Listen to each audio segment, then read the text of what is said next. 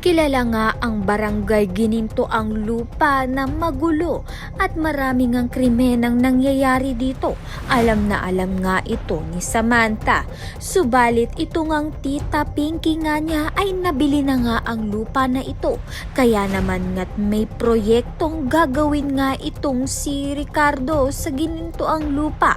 Malaki ang posibilidad na i-demolish na nga ito.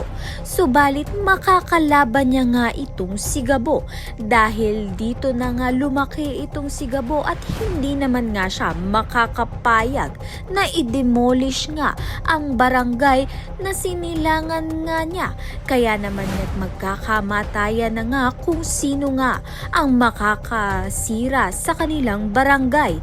Sa kabilang banda naman nga, nagkagulo na naman nga sa barangay Gininto ang lupa dahil hinamon na nga ni Django ito ngang si Gabo nang magkaalaman na nga kung sino nga ba ang tunay na siga sa kanilang barangay.